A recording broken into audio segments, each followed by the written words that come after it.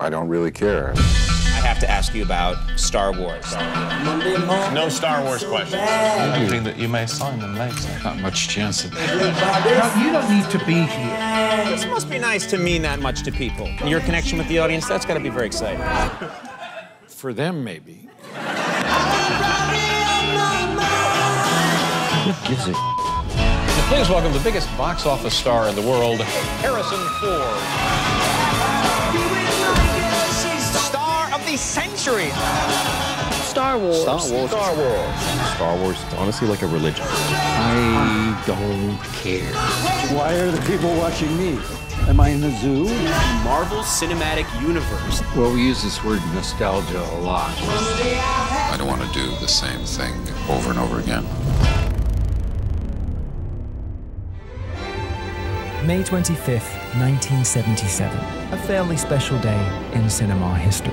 The people in this crowd will soon be among almost 40,000 who have seen a new science fiction movie at North Park Cinema 2. The movie is called Star Wars. Even by the standards of Hollywood, a place where nothing succeeds like excess, Star Wars is a phenomenon. The film is breaking attendance records all over the country. In only 9 days, Star Wars has grossed more money than any movie in Dallas history. Biggest box office hit in cinema history. Still, not that Harrison Ford really paid attention.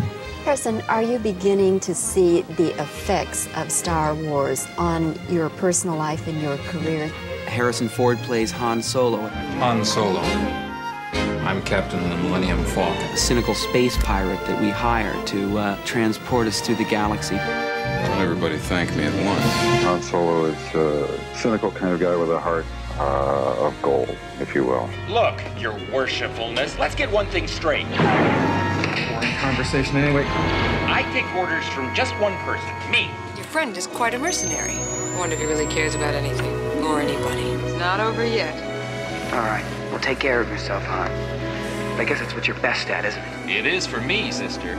I think Harrison, besides being just a very good actor, he hits that sweet spot where he's just right for a regular guy. He's everyman. What do you think? Do you think a princess and a guy like me? No. There are aspects of personality that I now recognize to be typically Midwestern. There's a reticence. What's the reward if you ain't around to use it? There's a tinge of anger that's a part of my nature. There is a kind of work ethic, morality. You're all clear, kid. Now let's blow this thing and go. That just comes from where I come from. When I moved to a new school when I was about 12, because I was the outsider and didn't fit in, the school sport became throwing me off the edge of the parking lot, down the slope, into the brambles below. I don't really remember how it started, but I know that my reaction was just to pick myself, dust myself off, and crawl up to the top again. I was a philosophy major in college, philosophy and English. And after 3 years, my grade point average had slipped to the point where I would have taken a class in basket weaving if it was available. And so I enrolled in a drama class. And I found at first that I was terribly frightened by this. I had never spoken before people or acted. And I found it terribly frightening. And because I felt challenged by this fear, I continued to do it because I wanted to overcome the fear. Then I became involved, after that fear dissipated, in the other processes that made acting interesting to me. That began to help me find a place in society that I hadn't felt before. My father worked in an office. I didn't want to do that. Every morning he'd get up and put on his tie, and he'd go to work. I do remember that when I was leaving school and all of my friends were going off to, well, they were graduating. I was getting thrown out. And he'd come home at the end of the day and we'd sit around the table and hear about what it was like at work. Yeah. But they went on to professional careers after which they would retire, play golf, and die. And I didn't want to go there. I was looking for some way out of that. I wanted excitement. I wanted a challenge. I didn't want a real job. Changing the Mr. Ellis. Paging Mr. Ellis. Paging Mr. Ellis. This is his very first acting part. I believe you play the role of the bell hop, if I'm not mistaken. Bob Ellis. Robert Ellis, room 72. No, sir. Charles Ellis, room 607. The day after that scene, the producer called Ford into his office. He said, I saw the dailies of your work yesterday. I frankly think you ought to think about some other occupation. He said, let me tell you a story. He said, the first time Tony Curtis was ever in a movie, the first time, he delivered a bag of groceries. A bag of groceries. You took one look at that guy. He said, that's a movie star. And I looked at him and I said, I thought you were supposed to think that that was a grocery delivery boy. He said, get the out of here. Paging Mr. Ellis. Mr. Ellis. Harrison was already well versed in dusting himself off. So despite the doubting producer, Ford continued, Harrison Ford. eventually landing small roles on film and television. Go get him, Tiger. I'm sorry if I scared you. But despite an impactful role in George Lucas's American Graffiti, before long, that producer wasn't sounding so foolish. The career didn't take off, and Harrison Ford turned to carpentry. They told us that you were a carpenter for a couple of years. Is that true? Yes.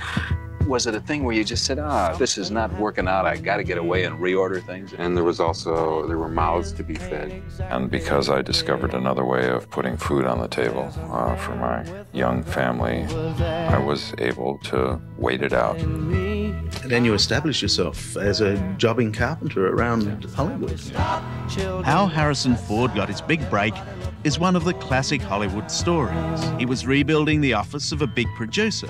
I was working late one night when it became early morning, and in through the door walks Francis and Fred Roos, George Lucas, and Richard Dreyfuss. George was using the offices to interview for this new movie he was going to make. And George never interviewed me for Star Wars. What he did was ask me to read the other actors that he was testing for the part. So you read with... I read with 300 people. As Han Solo?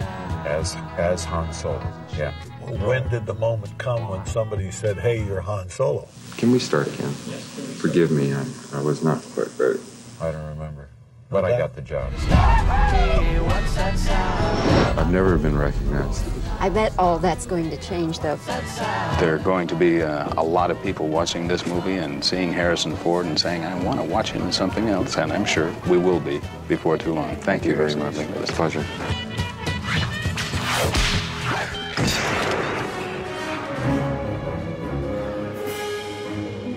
Raiders of the Lost Ark. This one is a really great movie. It's a non-stop roller coaster ride of thrilling adventures, weird characters, daring exploits, and cliff-hanging close calls.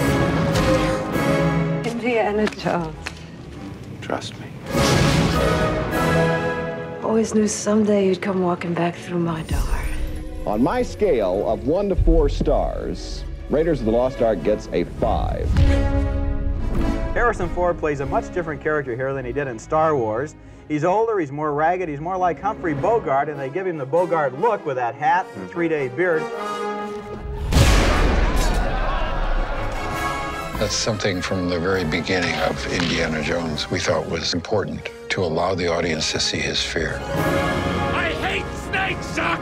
I hate them! Why did it have to be snakes? I don't know. You do. Not the man I knew 10 years ago. It's not the years, it's the mileage. And quite like Han Solo, Indy did not have a plan. I'm going after that truck. Oh. I don't know. I'm making this up as I go.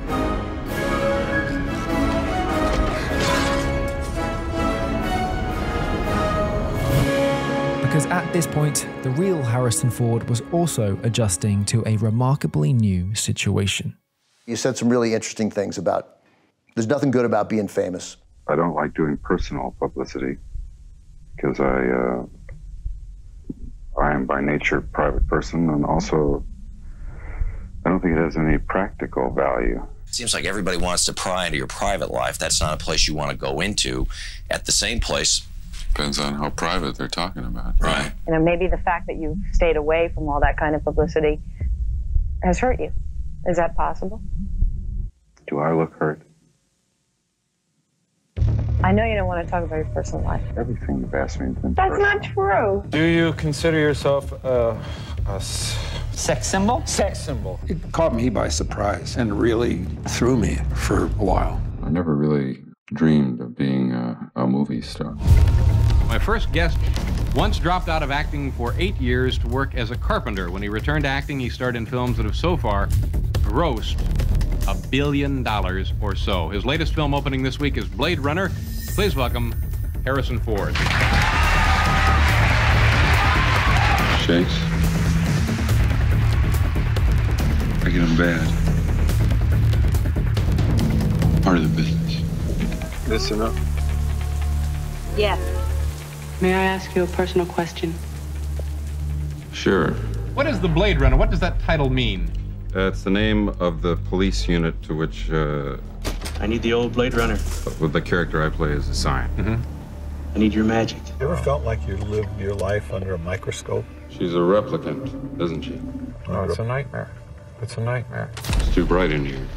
She's beginning to suspect, I think. Suspect? How can it not know what it is? I'm not in the business. It completely changes your life. I am the business. Rachel is an experiment, nothing more. You know that Voight comp test of yours?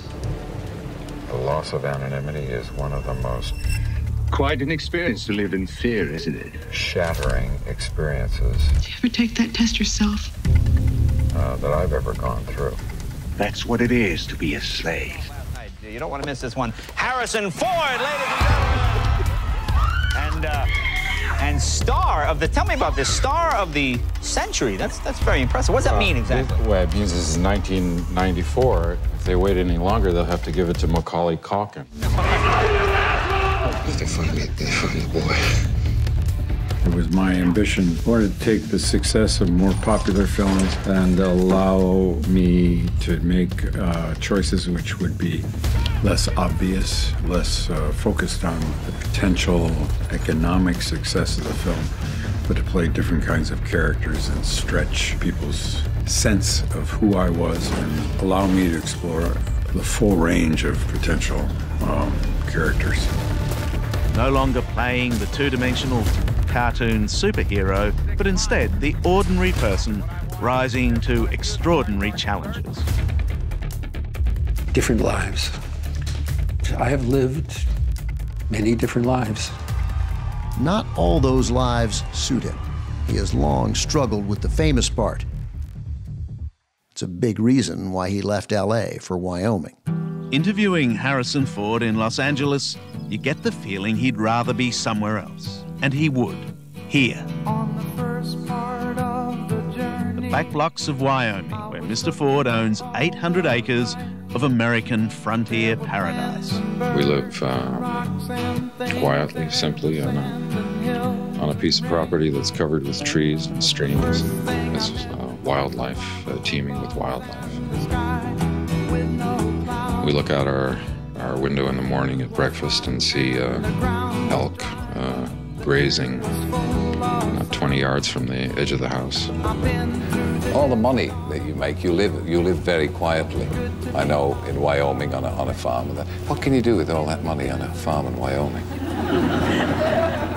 It's buried in various places. For 20 years, Harrison pursued new characters and new stories. But in 2008, he'd walk right back into the noise of 20 years ago.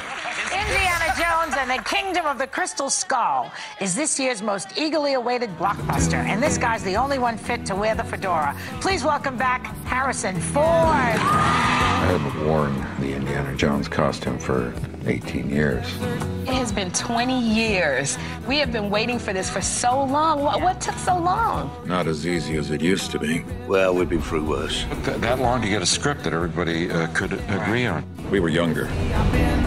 The Kingdom of the Crystal Skull was among the first major blockbuster revivals, with a then record 19-year gap between films. Hey, old man! But like the Star Wars prequels before it it divided opinion. Indiana Jones and the Kingdom of the Unmemorable Name is not a terrible movie. It's just, what's remarkable about it is just how unremarkable it is. It's fucking horrible! I can't believe how bad this movie is. I have to say that I think for fans who have so much invested in the Indiana Jones trilogy, that is going to be a big disappointment. You could name this movie anything. It's Indiana Jones and the Crystal Skull. Crystal Skull?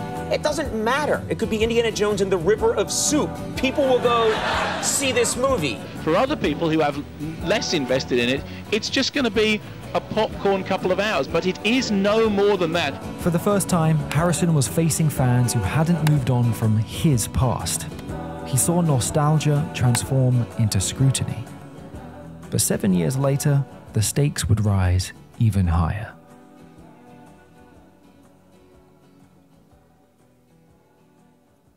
Chewie.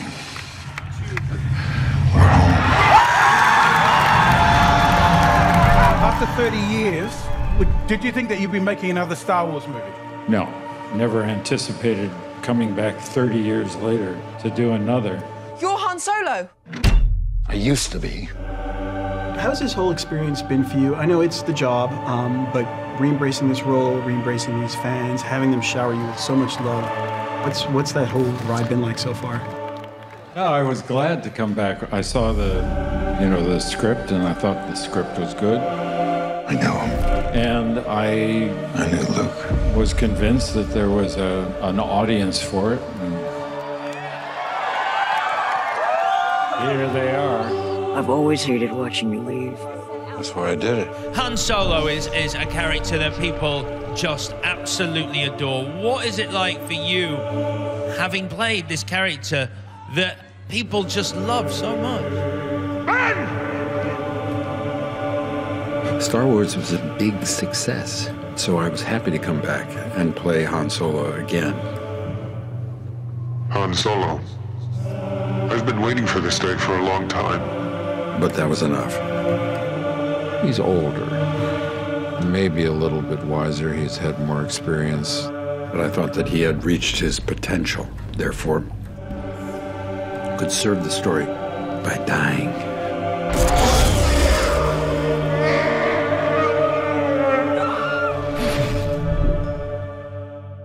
For Harrison, Han Solo's death was meant to be closure. But for Star Wars fans, letting go wasn't an option. Not while Hollywood's nostalgia machine was just getting fiery. Why are people so addicted to nostalgic remakes and revivals?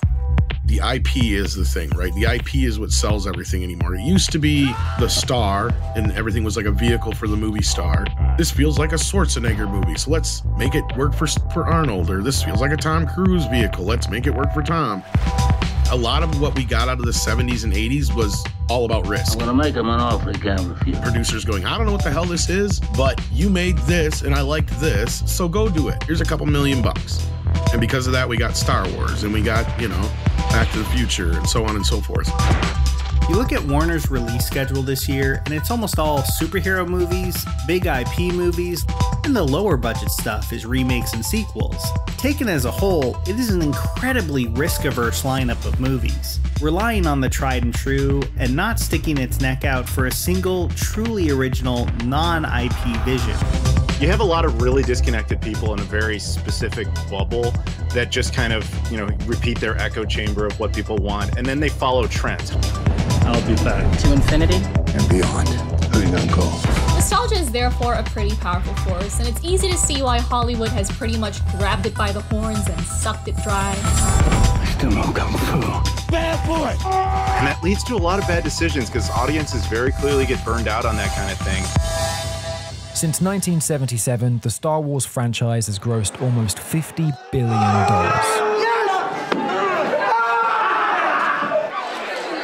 Harrison Ford is used to literally being a product. Han Solo disguised as a stormtrooper. But the nostalgia is something he'll never escape. Even if he never really shared it. I think what Star Wars is, it's Like, it's honestly like a religion. But I've never seen anything to make me believe there's one all-powerful force controlling everything. I don't believe in magic, a lot of superstitious hocus pocus. I have to ask you about Star Wars. Harrison, he had a picture of you on his wall when he was a young man. Many pictures. Are you looking forward to watching a Han Solo movie as a fan? I brought them tonight and hoping that you may sign them later. Not much chance of that. Not really. Indiana, we are simply passing through history.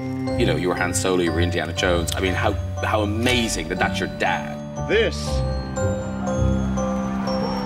is history. Frankly, my kids could give a shit. It must be nice to mean that much to people. Seriously. Memories. You're talking about memories. For them, maybe.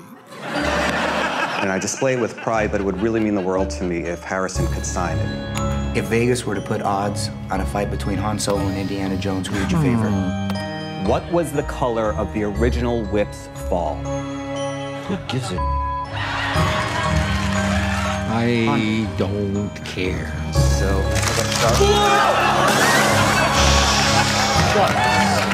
I guess you're through, huh?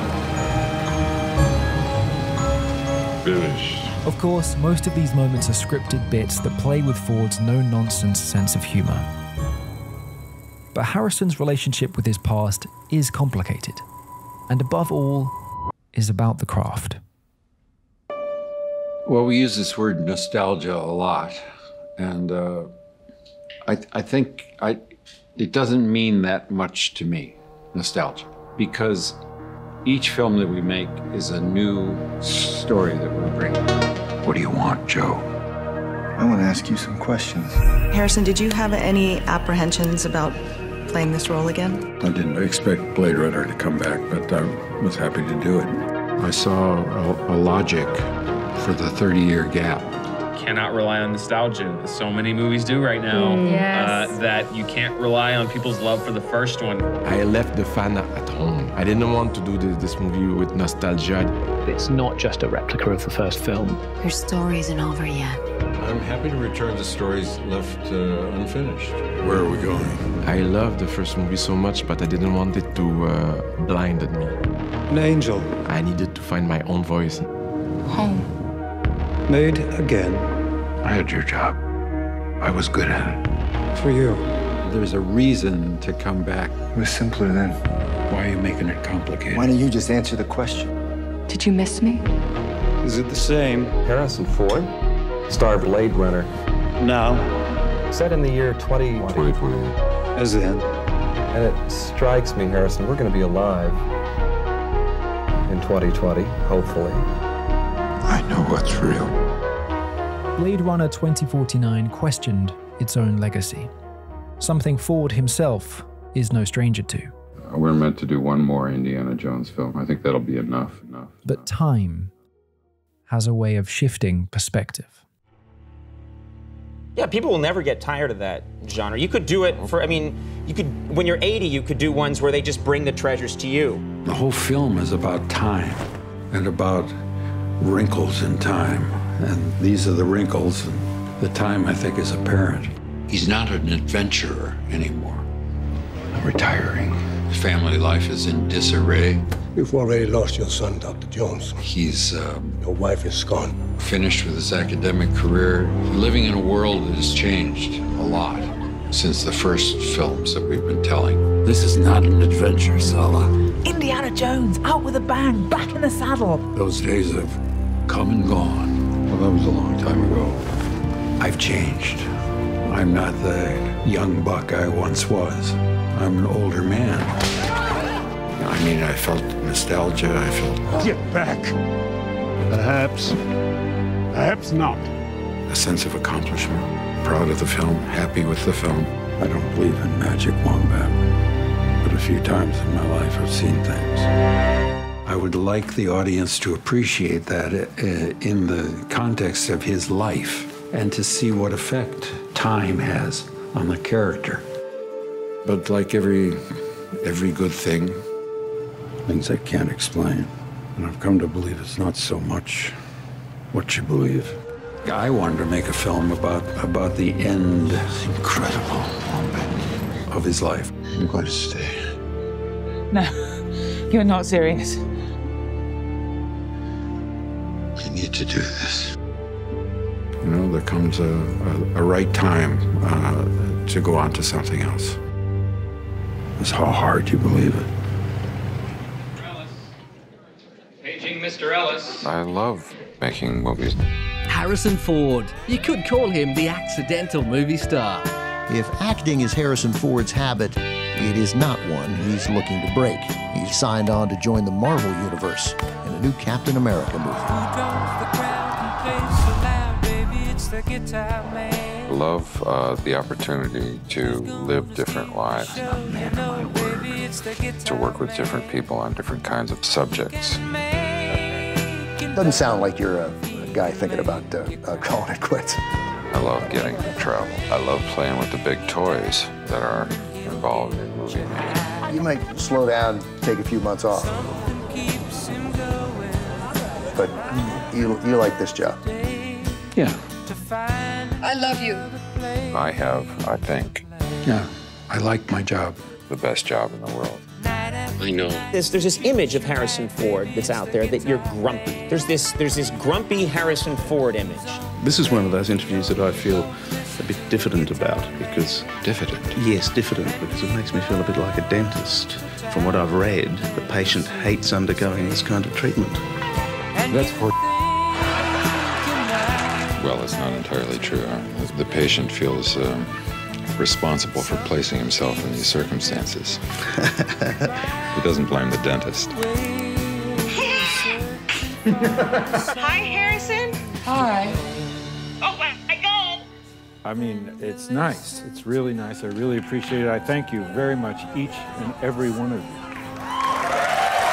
Try and figure out how to do it for yourself. Please come back. I didn't do it. Well, I was going to let you get all the credit and take all the rewards. As much as you might admire what someone else does, don't try and imitate that. Find your own way. I love you. I knew that was more to you than money. I feel this way about everything that I do.